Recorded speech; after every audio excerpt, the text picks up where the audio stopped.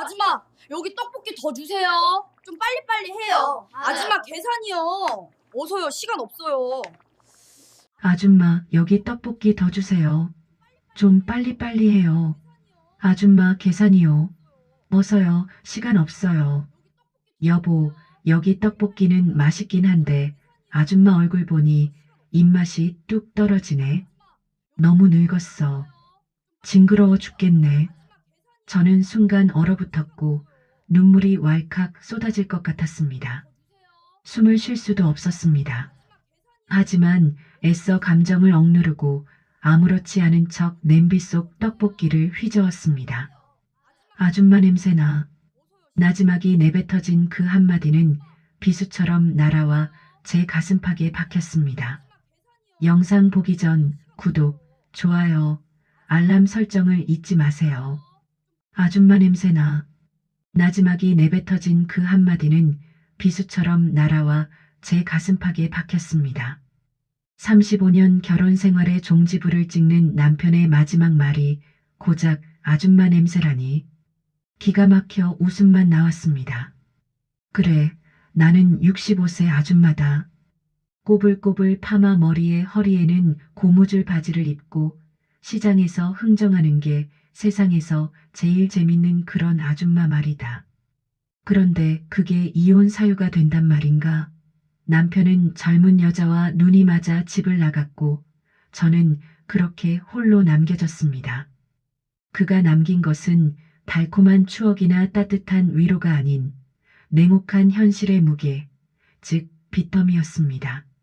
억장이 무너지고 온몸의 기운이 빠져나가는 듯 했지만 저는 오뚜기처럼 다시 일어섰습니다. 주저앉아 울고 있을 시간이 없었습니다. 파출부위부터 시작하여 시장 구석구석을 누비며 안 해본 일이 없습니다. 새벽부터 밤늦게까지 온몸이 부서져라 일했습니다. 지친 몸을 이끌고 집에 돌아오면 쓰러지듯 잠들었지만 다음 날 아침이면 다시 이를 악물고 일터로 향했습니다. 남편에게 복수하겠다는 일념 하나가 저를 지탱하는 유일한 힘이었습니다. 이를 갈며 살다 보니 어느새 통장 잔고는 조금씩 불어나기 시작했습니다. 피땀 흘려 모은 돈으로 작은 분식집을 차렸습니다. 제가 어린 시절부터 즐겨 먹던 그리고 제 어머니의 손맛을 이어받아 만든 떡볶이와 순대는 금세 동네 주민들 사이에서 입소문이 났고 가게는 늘 손님들로 문전성시를 이뤘습니다. 정신없이 바쁜 나날 속에서 저는 조금씩 아주 조금씩 변해갔습니다. 겉모습뿐 아니라 내면의 단단함까지 갖추기 시작했습니다. 사람들은 저를 거리낌 없이 아줌마라고 불렀습니다. 처음에는 그저 자연스러운 호칭이라 생각했습니다. 나이가 들었으니 당연한 것이라고 스스로를 위로했습니다. 하지만 시간이 흐를수록 그 호칭에는 묘한 경멸과 무시가 담겨 있음을 깨달았습니다. 분식집에서 일하는 동안 저는 하루에도 수십 번 아줌마라는 호칭을 들었습니다. 아줌마, 여기 떡볶이 더 주세요. 좀 빨리빨리 해요. 20대로 보이는 대학생이 손가락을 튕기며 말했습니다. 마치 종업원이 아니라 하인을 부르는 듯한 말투였습니다. 아줌마, 계산이요. 어서요, 시간 없어요. 직장인으로 보이는 남자가 짜증스럽게 말했습니다. 제가 다른 손님의 주문을 받고 있는데도 기다리지 못했습니다. 마치 제 이름이 아줌마라도 되는 양 사람들은 저를 함부로 대했습니다. 반말은 기본이었고 심지어 손가락질까지 서슴지 않았습니다. 저는 그들보다 나이가 두세 배는 많았지만 그 누구도 저를 존중하지 않았습니다. 제가 누군가의 어머니이고 할머니일 수도 있다는 생각은 하지 않는 것 같았습니다. 그저 떡볶이를 만들어주는 아줌마일 뿐이었습니다. 젊은 시절을 떠올리면 참 아이러니했습니다. 20대, 30대 때는 제법 날씬하고 예뻤다는 말을 듣곤 했습니다. 곱게 화장하고 예쁜 옷을 입으면 문남성들의 시선을 한몸에 받기도 했죠. 길을 걸으면 남자들이 뒤돌아봤고 친구들은 저를 부러워했습니다. 순자야, 너 참 예쁘다. 나도 너처럼 생겼으면 좋겠다. 친구의 말이 아직도 귓가에 맴돕니다. 하지만 세월은 잔인했습니다. 그런데 나이가 드니 주름은 깊어지고 살은 불어났습니다. 거울을 볼 때마다 낯선 사람이 저를 쳐다봤습니다. 눈가의 주름, 입가의 팔자주름, 처진 턱선. 거울 속에 비친 제 모습은 영락없는 흔하디흔한 동네 아줌마였습니다. 파마를 한 머리는 촌스러워 보였고 편한 옷은 초라해 보였습니다. 한때 예뻤던 제 모습은 온데간데 없었습니다. 그런데 그 아줌마라는 호칭이 사회에서 저를 무시하고 차별하는 보이지 않는 칼날이 될 줄은 정말 몰랐습니다. 은행에 가면 젊은 직원들은 저를 투명 인간 취급했습니다. 창구에서 순서를 기다리고 있는데 제 뒤에 온 젊은 여성에게 먼저 말을 걸었습니다. 고객님, 무엇을 도와드릴까요? 제게는 고객님이 아니라 그냥 다음 분이었습니다. 옆 창구에서는 젊은 직원이 젊은 고객에게 친절하게 웃으며 대화를 이어갔습니다. 상품 설명도 자세히 해주고 심지어 농담까지 주고받았습니다. 하지만 제게는 기계적인 응대만 있을 뿐이었습니다. 백화점은 더 심했습니다. 명품 매장에 들어서면 판매원들은 저에게 눈길조차 주지 않았습니다. 오히려 제가 비싼 옷이라도 만질까봐 경계하는 눈빛을 보냈습니다. 어느 날 딸에게 줄 가방을 사려고 명품 매장에 갔습니다. 판매원이 저를 위아래로 훑어보더니 냉담하게 말했습니다. 손님, 저희 제품은 좀 비쌉니다. 제가 돈이 없을 거라고 단정 짓는 눈빛이었습니다. 심지어 버스에서도 차별을 느꼈습니다. 자리에 앉아 있으면 굳이 제 옆 빈자리를 두고 서서 가는 사람들이 있었습니다. 한 번은 젊은 남자가 제 옆 빈자리를 보고도 고개를 돌렸습니다. 그리고 더 뒤쪽 빈자리로 가버렸습니다. 제가 풍기는 아줌마 냄새 때문일까요? 남편이 했던 그 말이 계속 머릿속을 맴돌았습니다. 아줌마 냄새나. 저는 서서히 위축되기 시작했습니다. 사람들 앞에 나서기가 두려워졌습니다. 누군가 저를 쳐다보면 제 모습이 부끄러워 고개를 숙였습니다. 나의 존재 가치는 고작 아줌마라는 단어 속에 갇혀버린 것 같았습니다. 내가 과연 이 세상에서 필요한 존재일까? 밤에 혼자 누워 생각하면 눈물이 났습니다. 자존감은 바닥을 쳤고 저는 저 스스로를 미워하기 시작했습니다. 거울을 볼 때마다 한숨이 나왔습니다. 늙고 초라해진 제 모습이 죄처럼 느껴졌습니다. 왜 나는 이렇게 늙었을까? 왜 나는 이렇게 못생겼을까? 스스로에게 되묻곤 했습니다. 하지만 답은 없었습니다. 그저 세월의 무게만이 제 어깨를 짓눌렀습니다. 어느 날 분식집에서 떡볶이를 먹던 단골 손님 중 한 명이 불쑥 제게 말했습니다. 40대 중반쯤 되어 보이는 남자였습니다. 그는 제 가게에 일주일에 두세 번씩 오는 단골이었습니다. 항상 떡볶이에 순대를 곁들여 먹었고 소주 한 병을 시켰습니다. 그날도 그는 소주에 취한 상태였습니다. 아줌마, 요즘 인기가 많으시네요. 그의 목소리에는 비웃음이 섞여 있었습니다. 젊은 남자들한테도 어필 좀 해보시지 그래요? 그가 희죽거리며 말을 이었습니다. 아직 한창이시잖아. 그리고는 큰 소리로 웃었습니다. 그의 말은 비수처럼 제 가슴에 꽂혔습니다. 제가 늙고 못생겼다고 비웃는 것이 분명했습니다. 65세 아줌마가 무슨 한창이냐는 조롱이었습니다. 그 자리에는 다른 손님들도 4~5명 있었습니다. 그들은 그 말을 듣고 낄낄거리며 웃었습니다. 하, 진짜 웃기네. 아줌마, 남자친구라도 구하실 거예요? 어떤 젊은 손님은 저를 손가락질하며 조롱했습니다. 요즘 실버 세대도 연애한다던데 도전해보세요. 또 다른 손님이 거들었습니다. 저는 얼굴이 화끈거렸습니다. 귀까지 빨개지는 게 느껴졌습니다. 고개를 들 수 없었습니다. 하지만 아무 말도 할 수 없었습니다. 손님이니까 참아야 했습니다. 그저 고개를 숙이고 묵묵히 떡볶이만 만들 뿐이었습니다. 냄비 속 떡볶이를 휘저으며 눈물을 참았습니다. 그 후로 사람들은 저를 더욱 노골적으로 무시하고 조롱하기 시작했습니다. 마치 제가 만만한 대상이라도 되는 양 함부로 대했습니다. 며칠 후였습니다. 지나가던 고등학생들이 제 가게 앞에 멈춰 섰습니다. 교복을 입은 남학생 셋이었습니다. 야, 여기 떡볶이 맛있다던데? 한 학생이 말했습니다. 어디 한번 볼까? 그들은 가게 안을 들여다봤습니다. 그리고 저를 보더니 비웃기 시작했습니다. 야, 여기 떡볶이 아줌마는 왜 이렇게 늙었냐? 진짜네. 피부 좀 봐. 쭈글쭈글해. 징그러워. 저런 손으로 만든 떡볶이 먹을 수 있어? 야, 그만해. 아줌마 들으시겠다. 뭐 어때? 사실이잖아. 그들은 킥킥거리며 웃고는 그냥 가버렸습니다. 저는 그 자리에 얼어붙었습니다.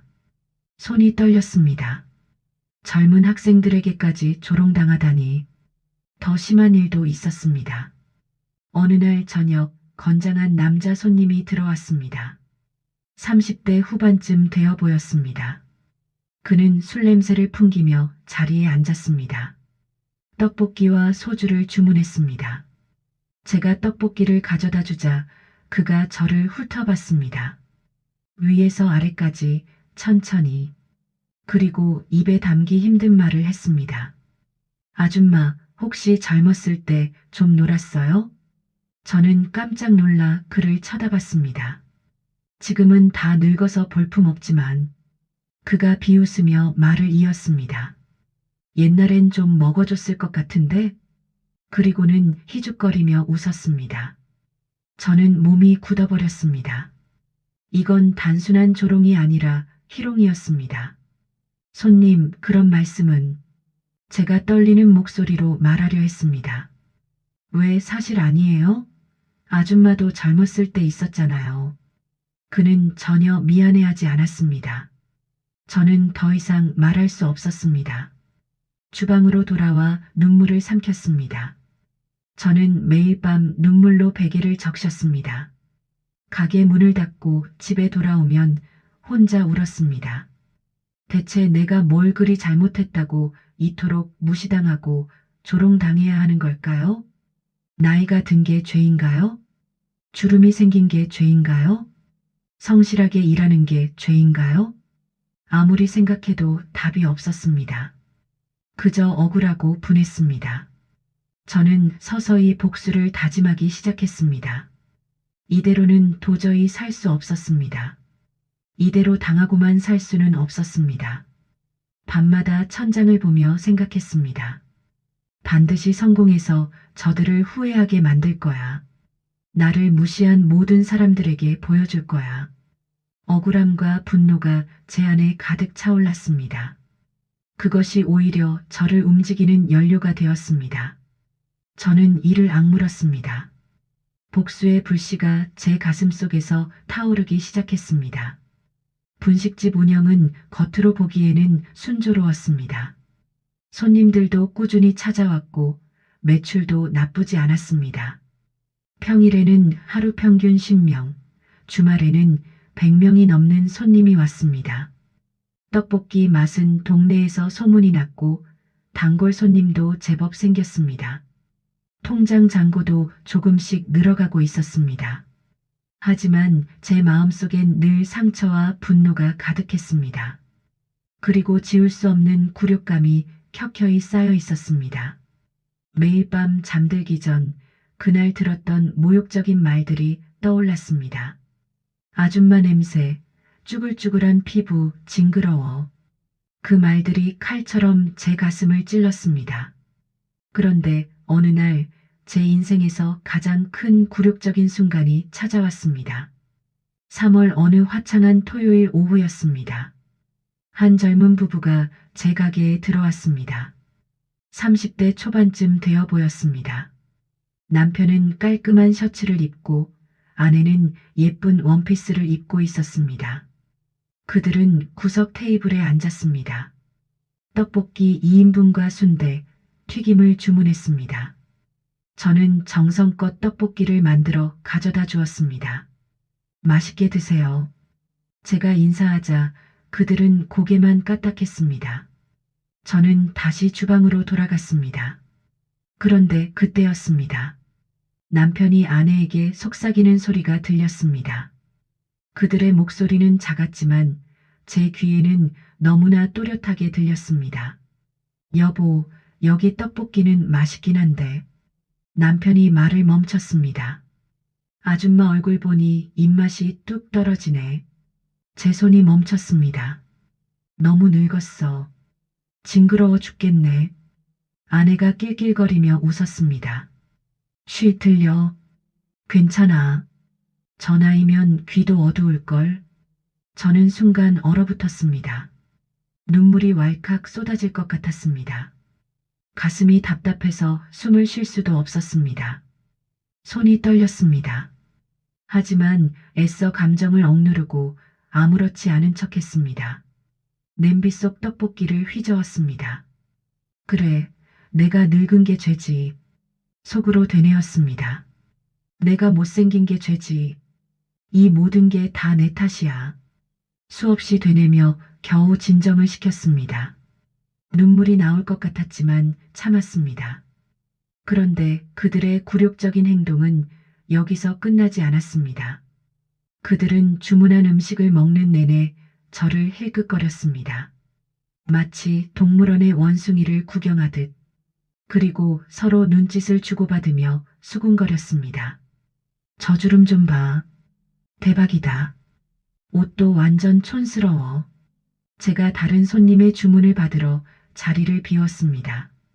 식재료를 가지러 잠깐 창고에 갔다 왔습니다. 5분 정도였습니다. 돌아와 보니 그들은 이미 나간 후였습니다. 계산도 하고 갔습니다. 저는 테이블을 정리하러 갔습니다. 그리고 그것을 발견했습니다. 테이블 위에 휴지에 뭔가 그려져 있었습니다. 볼펜으로 그린 그림이었습니다. 저는 그것을 집어들었습니다. 순간 숨이 멎었습니다. 그것은 다름 아닌 제 초라한 초상화였습니다. 제 얼굴에 주름을 과장되게 그려놓았습니다. 이마, 눈가, 입가에 깊은 주름, 머리는 산발로 표현되어 있었습니다. 마치 귀신 같았습니다. 기괴하고 혐오스러운 캐리커처였습니다. 그 그림 밑에는 글씨가 쓰여 있었습니다. 추한 늙은이, 얼른 죽어버려. 꼴 보기 싫다. 저는 그 휴지를 손에 쥔 채 그 자리에 멈춰 섰습니다. 눈물이 주르륵 흘러내렸습니다. 다리에 힘이 풀려 주저앉았습니다. 그리고 하염없이 울었습니다. 제가 평생을 바쳐 성실하게 살아왔는데 남편 뒷바라지하고 자식 키우고 빚 갚으려고 악착같이 일했는데 돌아온 것은 이토록 잔인한 조롱과 멸시뿐이었습니다. 이 지옥 같은 현실에서 벗어나고 싶었습니다. 그날 밤 저는 잠을 이룰 수 없었습니다. 천장을 보며 계속 생각했습니다. 그 휴지는 태우지 않고 서랍 깊숙이 넣어두었습니다. 잊지 않기 위해서였습니다. 더 이상 이렇게 비참하게 살 수는 없어. 저는 이를 악물었습니다. 반드시 복수할 거야. 나를 무시하고 조롱했던 모든 사람들에게 내가 얼마나 대단하고 무서운 사람인지 보여줄 거야. 나를 짓밟았던 자들에게 똑같이, 아니 그 이상으로 되갚아줄 거야. 그렇게 저는 새로운 삶을 다짐했습니다. 아니, 피비린내 나는 복수를 다짐했습니다. 제 인생의 새로운 막이 열리는 순간이었습니다. 저는 그날 이후 모든 것을 바꾸기로 결심했습니다. 더 이상 당하고만 살 수 없었습니다. 제 삶의 방향을 180도 전환하기로 마음먹었습니다. 첫 번째 단계는 외모 변신이었습니다. 먼저 가장 눈에 띄는 겉모습부터 바꾸기 시작했습니다. 저는 동네 미용실이 아닌 백화점 헤어살롱을 찾아갔습니다. 어떻게 해드릴까요? 미용사가 물었습니다. 완전히 바꿔주세요. 아줌마 스타일 말고요. 저는 단호하게 말했습니다. 꾸불꾸불한 아줌마 파마 머리를 단정하게 펴고 세련된 갈색으로 염색을 했습니다. 거울을 보니 낯선 사람이 보였습니다. 하지만 나쁘지 않았습니다. 오히려 10년은 젊어 보였습니다. 매일 칙칙한 시장 옷만 입고 다니다가 처음으로 백화점 여성복 매장을 찾아갔습니다. 예전 같으면 들어가지도 못했을 곳이었습니다. 어서 오세요. 판매원이 저를 보더니 잠깐 멈칫했습니다. 아마 제 나이를 보고 놀란 것 같았습니다. 하지만 저는 당당하게 말했습니다. 제 나이에 어울리면서도 품격 있는 옷 좀 보여주세요. 그날 저는 정장 2벌, 블라우스 3벌, 바지 2벌을 샀습니다. 200만 원이 넘는 돈이었습니다. 평생 한 번도 이렇게 비싼 옷을 사본 적이 없었습니다. 하지만 후회하지 않았습니다. 이건 투자였습니다. 헬스장도 등록했습니다. 집 근처 헬스장에 3개월 회원권을 끊었습니다. 처음에는 기구 사용법도 몰라 어려웠습니다. 하지만 트레이너에게 배워가며 매일 1시간씩 운동했습니다.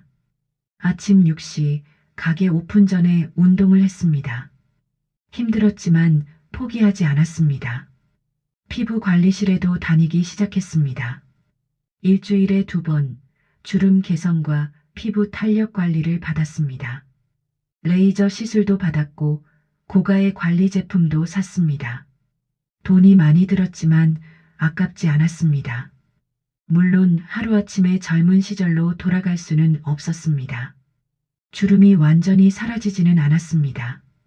하지만 거울 속에 비친 제 모습은 예전과는 확연히 달랐습니다.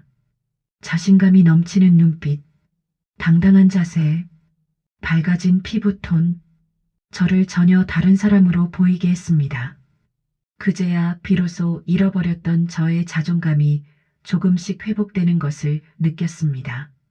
나도 할 수 있어. 거울을 보며 스스로에게 말했습니다.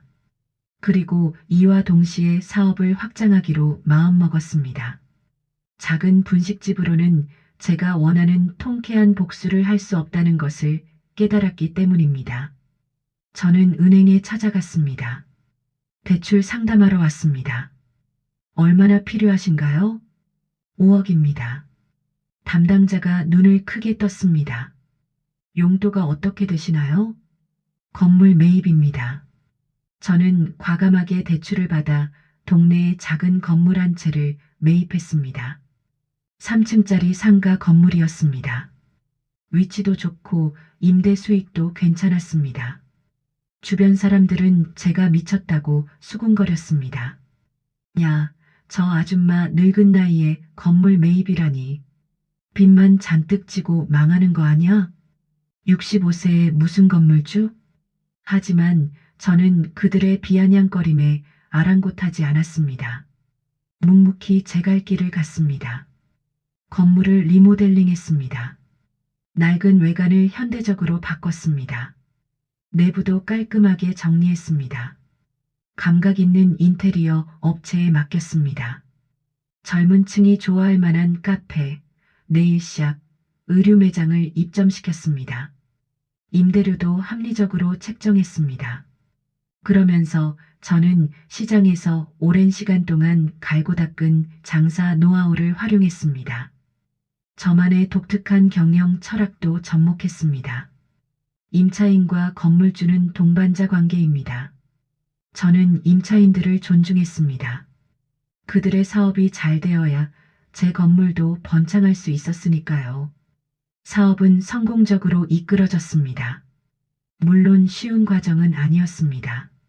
리모델링 중 예상치 못한 문제들이 생겼습니다. 공사비가 초과되었고 임차인 구하기도 쉽지 않았습니다. 수많은 난관과 역경이 저를 가로막았습니다. 밤에 잠 못 이루고 고민한 날도 많았습니다. 하지만 저는 포기하지 않았습니다. 저를 무시하고 조롱했던 사람들의 얼굴을 떠올렸습니다. 추한 늙은이, 얼른 죽어버려. 그 글씨가 눈앞에 선했습니다. 이를 악물고 버텼습니다. 그들의 비웃음이 저에게는 오히려 채찍질이 되었습니다. 복수의 연료가 되었습니다.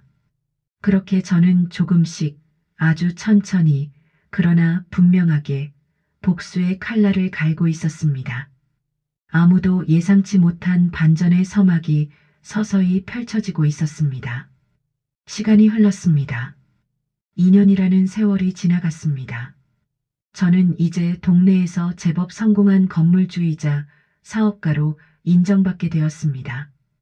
분식집은 직원을 고용해 운영하고 저는 건물 관리에 집중했습니다. 건물 임대 수익만으로도 월 1천만 원이 넘게 들어왔습니다. 통장 잔고는 날로 불어났습니다. 사람들은 더 이상 저를 무시하거나 함부로 대하지 않았습니다. 길을 걸으면 사람들이 먼저 인사했습니다. 사장님, 안녕하세요. 회장님, 오늘도 좋은 하루 되세요. 이제는 저를 아줌마라고 부르지 않았습니다. 대신 사장님 또는 회장님이라는 존칭으로 저를 대했습니다. 예전에 저를 투명인간 취급하던 은행 직원도 달라졌습니다. 사장님, VIP실로 모시겠습니다. 백화점 판매원들도 180도 바뀌었습니다. 회장님, 신상품 나왔는데 먼저 보여드릴까요? 저는 처음에는 그들의 극진한 태도에 어색함을 느꼈습니다. 하지만 동시에 묘한 쾌감과 통쾌함을 느꼈습니다. 아, 세상은 이렇게 돌아가는구나. 돈과 권력이 있으면 대접받고 없으면 무시당하는 것. 그것이 냉혹한 현실이었습니다. 그리고 드디어 제가 오랫동안 계획했던 반격을 시작할 때가 왔음을 직감했습니다. 복수의 첫 번째 타깃은 정해져 있었습니다. 다름 아닌 제 분식집에서 저에게 잊을 수 없는 굴욕을 안겨주었던 젊은 부부. 추한 늙은이, 얼른 죽어버려. 그 글씨를 저는 아직도 기억하고 있었습니다. 아이러니하게도 그들은 제가 매입한 건물에 새들어 살고 있었습니다. 2층에서 작은 카페를 운영하고 있었습니다. 그들은 제가 그 건물의 새로운 건물주라는 사실을 전혀 모르고 있었죠. 전 건물주로부터 임대차 계약을 맺었기 때문입니다. 하지만 이제 건물주가 바뀌었습니다. 바로 저로요. 어느 화요일 오전이었습니다. 저는 깔끔하게 정장 차림을 했습니다. 명품 정장에 하이힐을 신었습니다. 머리는 단정하게 묶고 화장도 정성껏 했습니다. 거울을 보니 당당한 여성이 서 있었습니다. 저는 그들의 카페를 찾아갔습니다. 문을 열고 들어섰습니다. 카페 안에는 손님이 몇 명 없었습니다. 부부가 카운터에서 커피를 만들고 있었습니다. 그들은 저를 보자마자 깜짝 놀라며 눈을 동그랗게 떴습니다. 남편이 먼저 알아봤습니다. 아줌마 아니세요? 분식집 아줌마가 여기는 왜? 아내도 저를 쳐다봤습니다. 믿을 수 없다는 표정이었습니다. 저는 씩 웃었습니다. 그리고 그들을 향해 나지막이 말했습니다. 제 목소리에는 차가운 서늘함이 담겨 있었습니다. 제가 바로 이 건물의 새로운 건물주입니다. 순간 그들의 얼굴이 굳었습니다. 그런데 두 분, 저는 말을 이었습니다. 예전에 제 분식집에서 휴지에 제 초상화를 그려놓고 비난했던 것을 기억하시나요?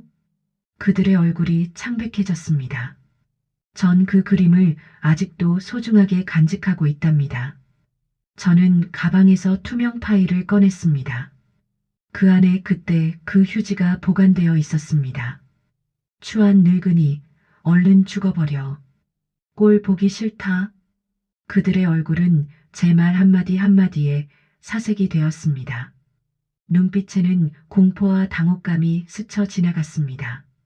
저는 계속해서 냉정한 목소리로 말을 이었습니다. 두 분은 한 달 안에 이 건물을 비워주셔야겠습니다. 네. 남편이 놀라 물었습니다. 계약 해지 통보입니다. 저는 단호하게 말했습니다. 그들은 당황했습니다. 사장님, 저희가 잘못했습니다. 남편이 급히 말했습니다. 제발 한 번만 봐주세요. 아내도 눈물을 글썽였습니다. 그들은 제 발밑에 무릎을 꿇고 앉았습니다. 빌고 또 빌었습니다. 제발 한 번만 봐달라며 눈물로 호소했습니다. 하지만 저는 단호했습니다. 젊은 날의 무심함과 오만이 얼마나 큰 대가를 치르게 하는지 저는 차갑게 말했습니다. 이제야 조금 아시겠습니까? 저는 당신들에게 충분한 시간을 주었습니다. 그들은 계속 빌었지만 저는 듣지 않았습니다. 저는 그들에게 냉정하게 뒤돌아섰습니다. 하이힐 소리가 카페 안에 울렸습니다. 문을 열고 나가며 마지막으로 말했습니다. 한 달입니다. 이것은 시작에 불과했습니다. 앞으로 펼쳐질 저의 복수극에 비하면 이 정도는 그저 작은 에피타이저에 불과했습니다. 저는 그동안 저를 무시하고 조롱했던 사람들의 명단을 작성했습니다. 노트에 하나씩 아주 꼼꼼하게 정리했습니다. 분식집에서 저를 희롱했던 남자, 고등학생들, 그리고 제 건물에 입주한 사람들, 총 27명이었습니다. 저는 그들의 숨겨진 약점과 비리를 찾아내기로 했습니다. 그들의 추악한 진실을 파헤치기로 결심했습니다. 제가 가진 정보력과 재력을 총동원했습니다. 먼저 사설탐정 사무소를 찾아갔습니다. 무엇을 도와드릴까요? 50대 탐정이 물었습니다. 이 사람들을 조사해 주세요. 저는 명단을 건넸습니다. 모든 비밀을 파헤쳐 주세요. 탐정은 놀란 표정으로 저를 봤습니다. 27명이나 됩니다. 비용이 상당할 텐데요. 돈은 문제 없습니다. 저는 단호하게 말했습니다. 2개월간의 조사가 시작되었습니다. 그리고 결과는 충격적이었습니다. 제가 운영하는 건물 3층에 입주해 있던 한 의사. 그는 불법 의료 행위를 일삼고 있었습니다. 무자격자를 고용해 시술하게 했고 환자들의 돈을 갈취했습니다. 보톡스 맞으러 왔는데 간호사가 났어요. 한 환자의 증언이 있었습니다. 1층 옷가게 주인들도 문제가 있었습니다. 조직적으로 탈세를 저지르고 있었습니다. 현금 매출을 신고하지 않고 가짜 영수증을 만들었습니다. 국세청에 제보할 증거가 충분했습니다. 가장 충격적인 것은 동네 유지 김 사장이었습니다. 그는 부동산 중개업을 하며 존경받는 인물로 행세했습니다. 하지만 실제로는 불륜과 횡령으로 얼룩진 이중생활을 하고 있었습니다. 회사 돈을 빼돌려 애인에게 아파트를 사줬고 아내를 속이며 이중생활을 했습니다. 저는 이 모든 증거들을 철저하게 모았습니다. 사진, 영상, 문서, 증언록, 모든 것을 정리했습니다. 그리고 익명으로 언론사에 제보했습니다. 먼저 탐사보도로 유명한 방송사에 이메일을 보냈습니다. 동네에서 벌어지는 비리를 제보합니다. 3일 후 기자에게서 전화가 왔습니다. 제보자님, 정말 놀라운 자료입니다. 사실인가요? 모두 사실입니다. 증거도 충분합니다. 언론은 저의 제보에 뜨거운 관심을 보였습니다. 곧이어 충격적인 보도들이 연속으로 쏟아져 나왔습니다. 구의사, 불법 시술로 환자 피해, 동네 상인들, 수억 원 탈세 적발, 존경받던 부동산 중개인 횡령과 불륜 드러나 뉴스는 연일 이 사건들을 다뤘습니다. 저는 익명성을 유지한 채 한 방송사의 심층 인터뷰에 응했습니다. 얼굴은 모자이크 처리하고 음성은 변조했습니다. 그 자리에서 저는 진실을 털어놓았습니다. 제가 겪었던 노인 차별, 외모 지상주의, 그로 인한 무시와 조롱. 저는 65세 아줌마입니다. 저는 담담하게 말했습니다. 사람들은 저를 투명인간처럼 대했습니다. 나이가 들었다는 이유로, 못생겼다는 이유로, 심지어 추한 늙은이, 얼른 죽어버려라는 말까지 들었습니다. 진행자가 놀라 물었습니다. 그런 일이 있었습니까? 네, 그리고 이 사람들이 바로 그들입니다. 저는 진솔하게 이야기했습니다. 제 이야기는 많은 사람들에게 깊은 공감을 얻었습니다. 방송 후 반응이 폭발했습니다. 저도 노인 차별당했어요. 외모 지상주의 정말 심각합니다. 용감하게 말씀해 주셔서 감사합니다. 저는 순식간에 용감한 제보자로 언론의 스포트라이트를 받게 되었습니다. 사람들은 저에게 응원의 메시지를 보내왔습니다. SNS에는 응원글이 넘쳐났습니다. 65세 아줌마 파이팅. 나이는 숫자에 불과합니다. 저는 그들의 응원에 힘입어 더욱 용기를 낼 수 있었습니다. 제가 폭로한 진실들은 사회에 큰 파장을 일으켰습니다. 관련된 사람들은 모두 법의 심판을 받게 되었습니다. 의사는 면허 취소, 상인들은 추징금 부과, 김 사장은 횡령죄로 구속. 그들의 추악한 민낯이 드러나는 순간 저는 묘한 쾌감을 느꼈습니다. 마침내 정의가 실현되는 것을 느꼈습니다. 제 가슴속 깊이 맺혀있던 한이 조금씩 풀리는 것 같았습니다. 이제 가장 중요하고도 개인적인 복수의 순간이 다가왔습니다. 바로 저를 버리고 젊은 여자에게 떠났던 옛 남편에 대한 복수였습니다. 5년 전 아줌마 냄새 난다며 저를 버린 그 남자. 남편은 제가 성공한 건물주의자, 유력한 사회 인사로 거듭났다는 소식을 뒤늦게 접했습니다. 동네 소문으로 들었을 것입니다. 그리고 어느 날 제 앞에 다시 나타났습니다. 사무실 문이 열렸습니다. 비서가 난처한 표정으로 말했습니다. 회장님, 어떤 분이 꼭 뵙겠다고. 누군데? 이름은 말씀 안 하시고. 그때 한 남자가 비서를 밀치고 들어왔습니다. 저는 그를 보고 잠시 숨이 멎었습니다. 옛 남편이었습니다.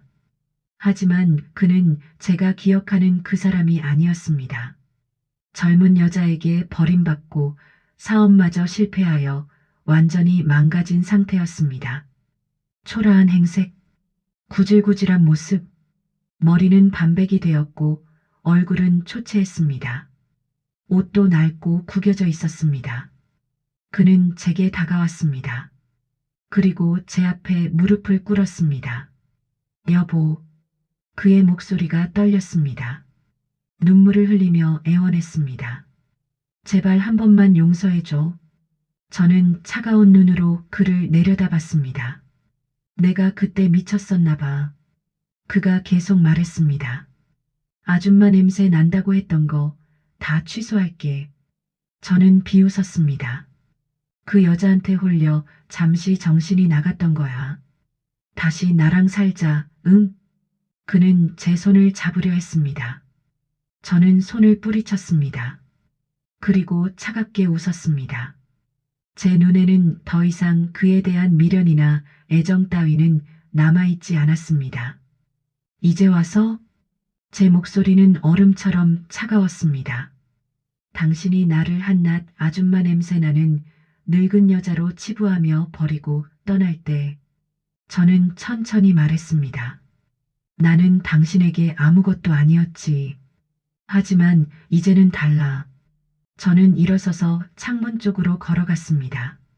나는 당신이 감히 넘볼 수 없는 존재가 되었어. 당신이 평생 올려다봐야 할 존재가 되었어. 남편은 제 발목을 붙잡았습니다. 매달리며 끊임없이 애원했습니다. 여보, 제발, 제발. 나 이제 아무것도 없어. 집도 없고 돈도 없어. 그 여자도 날 버렸어. 쓸모없다고. 그의 눈물과 후회는 진심으로 보였습니다. 하지만 제 마음은 이미 차갑게 굳어져 있었습니다. 저는 그런 글을 가차없이 뿌리쳤습니다. 당신은 내가 겪었던 고통과 모욕의 100분의 1도 겪지 못했을 거야. 저는 그를 내려다보며 말했습니다. 당신은 나를 아줌마 냄새 나는 여자로 만들었지. 하지만 나는 그 덕분에 이렇게 강해졌어. 당신은 내가 새롭게 태어나는 계기를 만들어준 셈이야. 저는 비웃으며 덧붙였습니다. 고맙다. 남편은 바닥에 주저앉아 울었습니다. 하지만 저는 더 이상 미련을 두지 않았습니다. 책상 서랍을 열어 서류를 꺼냈습니다. 5년 전 남편이 제 통장에서 빼돌린 돈의 증거였습니다. 이게 뭔지 알아? 저는 서류를 그에게 던졌습니다. 당신이 우리 공동 통장에서 몰래 빼간 3억 원. 그 젊은 여자 아파트 사주는데 쓴 거. 남편의 얼굴이 창백해졌습니다. 이건 증거가 다 있어. 저는 전화기를 들었습니다. 경찰입니다. 전화를 걸었습니다. 신고하려고 합니다. 횡령 사건입니다. 남편은 제 앞에서 빌었지만 소용없었습니다. 경찰이 도착했습니다. 과거에 제가 피땀 흘려 모은 돈을 몰래 빼돌려 젊은 여자에게 퍼부었던 사실, 그것이 명백하게 드러났습니다. 통장 거래 내역, 부동산 등기부등본, 모든 증거가 있었습니다. 결국 남편은 사기 및 횡령 혐의로 구속되었습니다. 수갑이 채워지는 순간 그는 저를 쳐다봤습니다. 여보. 하지만 저는 고개를 돌렸습니다. 그렇게 저는 저를 버린 남편에게 통쾌하고도 완벽한 복수를 할 수 있었습니다. 그의 마지막 모습은 제 기억 속에서 완전히 사라지게 될 것입니다. 저의 복수는 단순히 개인적인 감정 해소에만 그치지 않았습니다. 저는 더 큰 그림을 그리고 있었습니다. 우리 사회 전체에 만연한 노인 차별, 젊음만을 추구하는 외모 지상주의, 이것들에 대해 강력한 경종을 울리고 싶었습니다. 그래서 저는 제가 피땀 흘려 모은 막대한 재산을 활용하기로 했습니다. 65세 아줌마 재단을 설립했습니다. 재단 설립식은 서울 시내 대형 호텔에서 열렸습니다. 200명이 넘는 하객이 참석했습니다. 언론도 대거 취재를 나왔습니다. 오늘 저는 65세 아줌마 재단을 설립합니다. 저는 단상에서 선언했습니다. 이 재단은 노인들의 인권 신장과 복지 증진을 위해 힘쓸 것입니다. 박수가 터져 나왔습니다. 이 재단은 다양한 사업을 추진했습니다. 먼저 노인 차별을 없애기 위한 대국민 캠페인을 벌였습니다. 전국 주요 도시에 광고판을 설치했습니다. 나이는 숫자입니다. 차별은 범죄입니다. 아줌마는 이름이 아닙니다. 존중입니다. TV 광고도 제작했습니다. 노인들이 당당하게 사는 모습을 담았습니다. 반응은 뜨거웠습니다. 노인들이 사회활동에 적극적으로 참여할 수 있도록 지원했습니다. 직업교육 프로그램을 만들었습니다. 60세도 새로운 일을 배울 수 있습니다. 컴퓨터 교육, 바리스타 교육, 제빵 교육, 다양한 과정을 무료로 제공했습니다. 문화활동도 지원했습니다. 노인 합창단, 노인 댄스팀, 노인 연극단, 그들의 공연을 후원했습니다. 여가 프로그램도 만들었습니다. 등산 모임, 여행 프로그램, 독서 모임, 노인들이 활기차게 생활할 수 있도록 했습니다. 또한 젊은 세대와 노인 세대가 소통하고 교류할 수 있는 프로그램을 개발했습니다. 세대 통합 프로그램이었습니다. 대학생과 노인이 함께하는 멘토링, 청년과 노인이 함께 운영하는 카페, 세대 간 대화 프로그램. 이 프로그램들을 통해 편견이 무너졌습니다. 저는 재단을 통해 많은 노인들에게 잃어버렸던 희망과 용기를 심어주었습니다. 전국을 돌며 강연을 했습니다. 여러분, 나이는 숫자에 불과합니다. 저는 마이크를 잡고 말했습니다. 중요한 것은 여러분의 내면에 불타오르는 열정과 꿈입니다. 청중들이 고개를 끄덕였습니다. 우리는 결코 약하거나 무능력한 존재가 아닙니다. 우리는 여전히 아름답고 충분히 가치 있는 존재입니다. 박수가 터져 나왔습니다. 한 70대 할머니가 눈물을 흘리며 다가왔습니다. 회장님, 저도 이제 용기가 생겼어요. 제 인생을 다시 시작하고 싶어요. 저는 그녀의 손을 잡았습니다. 할 수 있습니다. 늦지 않았어요. 저의 진심 어린 메시지는 많은 사람들에게 깊은 감동과 깨달음을 주었습니다. 언론에서도 저를 주목했습니다. 65세 아줌마의 기적, 노인 인권의 새로운 지평을 연 여성, 대한민국 노인들의 희망. 저는 순식간에 사회에 존경받는 인물이자 새로운 시대의 롤모델로 급부상했습니다. 각종 시상식에 초대받았습니다. 올해의 여성상, 사회공헌대상, 인권운동가상, 상패가 사무실에 쌓여갔습니다. 하지만 저는 교만하지 않았습니다. 저는 더 이상 과거의 아줌마 냄새 나는 여자가 아니었습니다.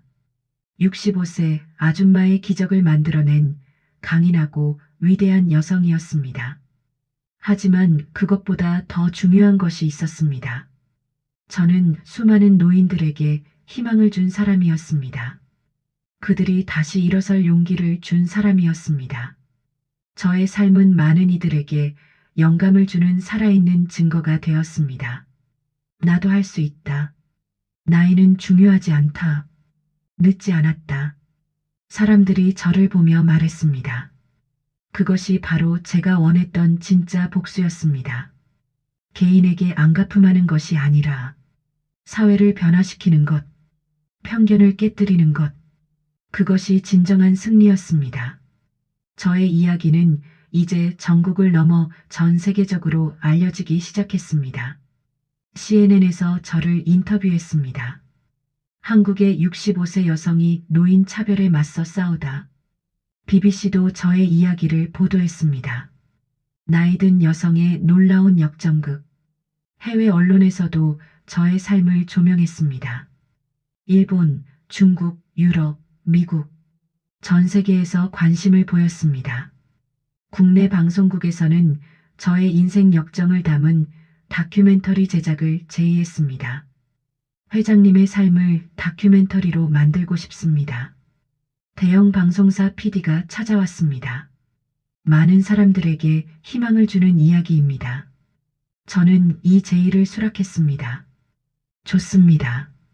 제 이야기가 누군가에게 도움이 된다면 다큐멘터리 촬영이 시작되었습니다. 제 어린 시절부터 시작해서 이혼, 분식집 운영, 그리고 성공까지 모든 과정을 카메라에 담았습니다. 촬영 중 PD가 제안했습니다. 회장님, 과거에 회장님을 괴롭혔던 사람들과의 재회 장면을 담고 싶습니다. 저는 잠시 생각했습니다. 그들을 찾을 수 있나요? 네, 이미 연락이 닿았습니다. 그 중에는 저에게 가장 큰 굴욕감을 안겨주었던 젊은 부부도 있었습니다. 추한 늙은이, 얼른 죽어버려. 그 글씨를 쓴 바로 그 사람들. 촬영일이 잡혔습니다. 스튜디오에 그들이 도착했습니다. 저는 준비된 의자에 앉아 기다렸습니다. 문이 열렸습니다. 그들은 제가 건물주로서 내쫓은 후 사업에 실패하여 모든 것을 잃고 매우 어렵게 살고 있었습니다. 초라한 행색. 남편은 낡은 점퍼를 입고 있었고 아내는 색이 바랜 외투를 걸쳤습니다. 병색이 완연한 모습, 얼굴은 수척했고 눈빛에는 생기가 없었습니다. 그들은 다큐멘터리 촬영 현장에 나타났습니다. 카메라가 그들을 향했습니다. 저를 보자마자 그들은 고개를 들지 못했습니다. 그리고 바닥에 무릎을 꿇었습니다. 사장님, 남편이 떨리는 목소리로 말했습니다. 정말 죄송합니다. 아내도 고개를 숙인 채 울었습니다. 저희가 그때 정말 철이 없었습니다. 무지하고 어리석었습니다. 그들의 목소리는 진심으로 가득했습니다. 부디 저희의 죄를 용서해 주십시오. 그들의 눈에는 진심 어린 후회와 절망이 가득했습니다. 5년이라는 세월이 그들을 완전히 바꿔놓았습니다. 스튜디오는 조용했습니다. 카메라만이 돌아가고 있었습니다. 저는 그들을 내려다봤습니다. 하지만 저는 그들에게 일말의 동정심도 보이지 않았습니다. 차갑게 말했습니다. 제 목소리에는 그 어떤 감정도 실려 있지 않았습니다. 용서는 제 영역이 아닙니다. 저는 천천히 말했습니다. 당신들이 저에게 했던 행동들은 평생 당신들을 따라다닐 것입니다. 그들은 고개를 더 숙였습니다. 그리고 당신들은 그 행동에 대한 대가를 치러야 할 겁니다. 스스로의 잘못을 깨닫고 진정으로 반성하며 살아가십시오. 저는 일어섰습니다. 그것이 당신들에게 내려진 가장 냉정한 선고입니다. 저는 그들에게 과거의 일을 잊지 말라고 말했습니다. 매 순간 스스로를 돌아보며 살아가라고 냉정하게 선고했습니다. 제 말은 그들에게 큰 충격을 주었을 것입니다. 동시에 깊은 깨달음도 주었을 것입니다. 그들은 바닥에 엎드려 울었습니다. 하지만 저는 더 이상 그들을 보지 않았습니다. 촬영이 끝나고 PD가 물었습니다. 회장님, 정말 용서하지 않으시는 겁니까? 저는 잠시 생각했습니다. 저는 그들을 더 이상 미워하지 않습니다. 제가 대답했습니다. 하지만 그들은 자신의 잘못에 대한 대가를 치러야 합니다. 다만 그들이 스스로의 잘못을 깨닫고 진정으로 변화하기를 바랄 뿐입니다. 그것이 제가 그들에게 해줄 수 있는 유일한 자비입니다. PD가 고개를 끄덕였습니다. 이해합니다. 용서와 복수는 다릅니다. 저는 복수를 했지만 그것은 증오에서 나온 것이 아니었습니다. 정의에서 나온 것이었습니다. 그들이 변화하기를 바라는 마음, 그것이 진정한 자비였습니다. 저의 이야기는 우리 사회 전반에 걸쳐 엄청난 파장을 불러일으켰습니다. 다큐멘터리가 방영된 후 반응은 폭발적이었습니다. 시청률은 15%를 넘었습니다. 다큐멘터리 역대 최고 기록이었습니다. SNS는 저의 이야기로 뜨거워졌습니다. 65세 아줌마에게 배운다. 나이는 숫자일 뿐. 노인 차별 이제 그만. 수많은 해시태그가 트렌드에 올랐습니다. 많은 사람들이 노인 차별과 외모 지상주의 문제에 대해 진지하게 다시 생각하게 되었습니다. 대학에서는 토론회가 열렸습니다. 노인 인권과 사회적 책임. 기업들도 변화하기 시작했습니다. 나이 차별 금지 정책 시행. 나이에 대한 편견과 고정관념을 깨부수는 계기가 되었습니다. 65세 아줌마 재단은 노인 복지 사업의 선두주자가 되었습니다. 재단의 예산은 연간 100억 원을 넘어섰습니다. 전국 50개 지부를 운영했습니다. 수혜자는 10만 명이 넘었습니다. 정부에서도 인정했습니다. 보건복지부 장관 표창, 대통령도 저를 만나고 싶어 했습니다. 저는 다양한 강연과 인터뷰 요청을 받았습니다. 끊임없이 대중과 소통했습니다. 한 달에 10번 이상 강연을 했습니다. 대학, 기업, 공공기관, 시민단체, 어디든 갔습니다. 여러분, 저는 65세에 인생을 다시 시작했습니다. 강연장은 언제나 가득 찼습니다. 여러분도 할 수 있습니다. 청중들은 눈물을 흘렸습니다. 인터뷰 요청도 쇄도했습니다. 신문, 잡지, 방송, 모든 매체가 저를 찾았습니다. 회장님의 성공 비결은 무엇입니까? 기자들이 물었습니다. 포기하지 않는 것입니다. 저는 답했습니다. 저는 수많은 사람들에게 잃어버렸던 자존감을 되찾아 주었습니다. 70대 할머니가 제과점을 창업했습니다. 회장님 덕분에 용기를 냈어요. 60대 아저씨가 대학에 입학했습니다. 늦지 않았다는 것을 배웠습니다. 새로운 삶의 동기를 부여했습니다. 그들의 감사 편지가 매일 도착했습니다. 저는 그 편지들을 하나하나 읽었습니다. 그리고 답장을 썼습니다. 저는 더 이상 과거의 상처와 아픔에 갇혀 살지 않았습니다. 아줌마 냄새 난다. 그 말은 이제 저를 아프게 하지 않았습니다. 추한 늙은이, 얼른 죽어버려. 그 글씨도 이제는 저를 무너뜨리지 못했습니다. 오히려 그 모든 고통과 시련을 발판 삼았습니다. 더욱 강인하고 지혜로운 사람으로 성장했습니다. 발전했습니다. 저는 제 인생의 마지막 장을 가장 화려하고 아름답게 장식했습니다. 70세가 된 지금 저는 행복합니다. 매일 아침 일어나면 감사합니다. 살아있음에, 건강함에, 그리고 이 모든 기회에 저를 무시하고 조롱했던 사람들에게는 뼈아픈 교훈을 주었습니다. 그들은 이제 저를 보며 후회합니다. 처벌도 받았습니다. 법적으로, 사회적으로. 하지만 저는 그것으로 만족하지 않았습니다. 저를 응원하고 지지해 주었던 사람들에게는 희망과 용기를 선물했습니다.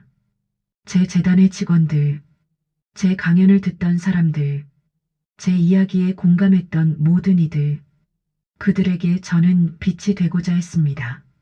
저는 이제 진정한 의미의 승리자가 되었습니다.